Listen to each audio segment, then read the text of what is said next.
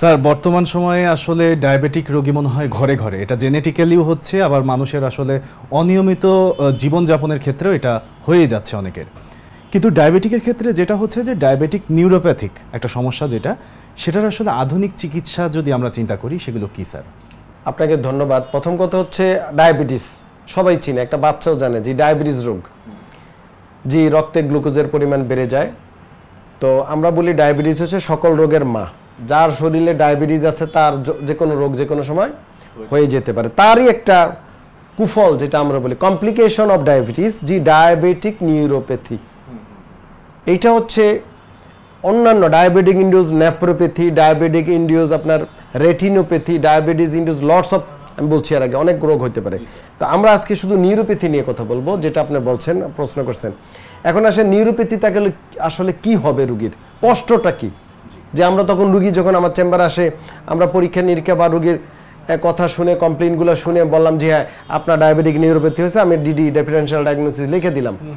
তো what is diabetic neuropathy? সেটা হচ্ছে কিছু কিছু ক্ষেত্রে ডায়াবেটিস যারা দীর্ঘদিন ভোগে তাদের শরীরের হাত পা এগুলা ব্যথা হবে, জ্বালা পোড়া হবে, অনেক সময় অবশ অবশ ভাব হবে, বোধহীন হয়ে পড়বে, অনেক সময় পায়ের পাতা আলসার হবে, ক্ষত, অনেক সময় অসার ভাব মনে হবে, রুগীর কাছে মনে হবে সে একটা হাতির মতো হাঁটতে পারতেছে না।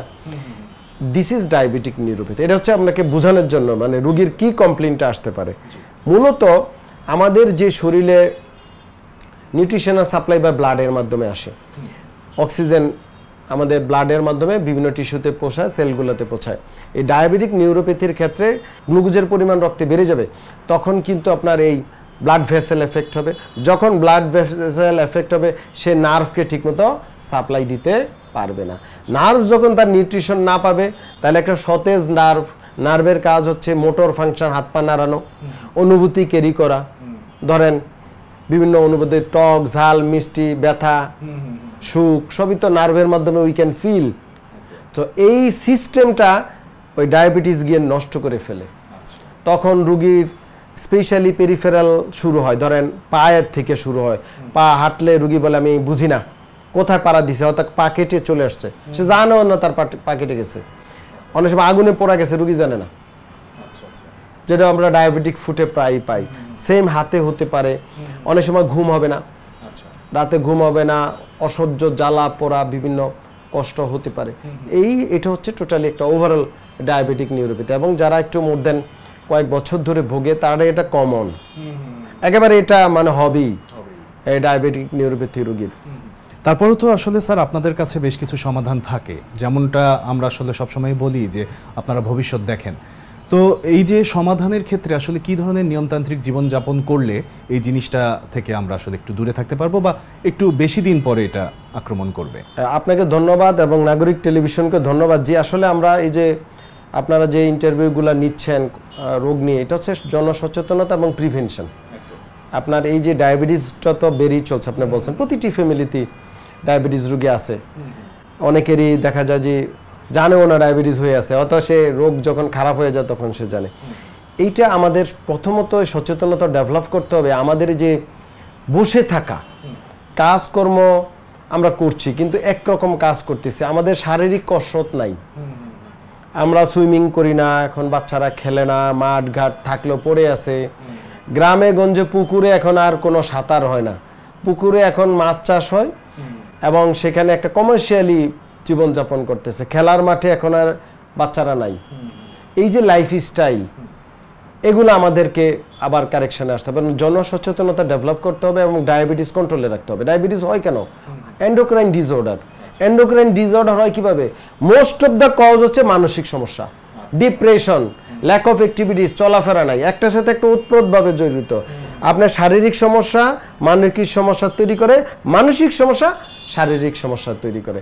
এখন যখন মানসিক ডিপ্রেশনে থাকে, তখন এন্ডোক্রাইন, আমাদের যে এন্ডোক্রাইন গ্ল্যান্ডগুলা প্রোডাক্ট মানে ঠিকমতো কাজ করে না, তখন এই ডায়াবেটিস দেখা দেয়। আবার সেটাকে কারেকশন করতে গেলে আমরা মানসিক রোগী আমাদের কাছে আসে ডিসেবিলিটি নিয়ে, বিভিন্ন ব্যথা বেদনা বা অসাদ চলাফেরা করে না, আমরা কি করি বিভিন্ন এক্সারসাইজ করাই, রুগীকে বলে আপনি অ্যারোবিক্স করেন, সাইক্লিং করেন, সাঁতার কাটেন, হাঁটেন, তাহলে কিন্তু আবার গ্লুকোজও কমে আসে।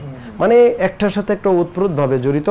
আমাদের এই ডায়াবেটিক নিউরোপ্যাথি থেকে বাঁচতে গেলে যার ডায়াবেটিস আছে সেই রুগীকে বলবো আপনি আপনার ডায়াবেটিস নিয়মিত ফলো আপ করবেন, শারীরিক কসরত করবেন, এক্সারসাইজ করবেন, ভালো খাবার খাবেন, মিষ্টি জাতীয় খাবার অ্যাভয়েড করবেন, চিনির মতো বিষ বাদ দিবেন, তাহলে আপনার ডায়াবেটিস কন্ট্রোল থাকবে। তো ডায়াবেটিস কন্ট্রোল থাকলে আপনার নিউরোপ্যাথি কন্ট্রোল আসবে, নিউরোপ্যাথি হবে না। আর যাদের হয়ে গেছে তাদেরকে আমরা পুনর্বাসন চিকিৎসা করি, যেটা আমি একজন পুনর্বাসন রিহ্যাবিলিটেশন ফিজিওথেরাপি বিশেষজ্ঞ। আমরা এখানে বিভিন্ন প্রকার ইলেকট্রোথেরাপি দেই, বিভিন্ন বৈজ্ঞানিক এক্সারসাইজ করাই, রোগীর খাবার চার্ট আপডেট করে দেই, এতে রোগীর এই ডায়াবেটিক জনিত নিউরোপ্যাথি হয় না। আমরা ফুড কেয়ারটা কেমনে করতে হবে, ডায়াবেটিস রোগীদের ফুড কেয়ার খুবই এসেনশিয়াল, কারণ সে জানে না তার যে পায়ের মধ্যে পচন ধরতেছে। তো এই জন্য নিয়মিত আমরা বলি আপনি যখন বাসায় যাবেন গিয়ে কুসুম গরম পানিতে হাতটা ডুবিয়ে কিছুক্ষণ রাখবেন, তারপরে শুকনা গামছা হোক বা যে কোনো আপনার টাওয়াল হোক দিয়ে চিপা চাপা পরিষ্কার করবেন, বা ভালো টিস্যু দিয়ে পরিষ্কার রাখবেন। অনেক সময় আমরা কিছু অ্যান্টিসেপটিক দিতে বলি, পাওয়া যায়, বা আমরা অনেক সময় অলিভ অয়েল তেল খুবই এসেনশিয়াল, অলিভ অয়েল মানে এই সকল ক্ষেত্রে মানে ফুড কেয়ার করা। এবং ডায়াবেটিস রোগীদেরকে আমরা অলওয়েজ সফট জুতা ব্যবহার করবে, কাপড় জাতীয় সফট জুতা, এবং বাসায় পন্স জাতীয় জুতা ব্যবহার করবে।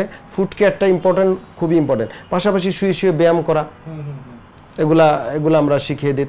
তাহলে ডায়াবেটিস এই যে ফুডটা আর ওইভাবে হয় না বা ডেভেলপ করে না, বা হইতে গেলেও কিন্তু রুগী আগের থেকেই মানে রুগীর এই সমস্যাটা সমাধান হয়ে যায়।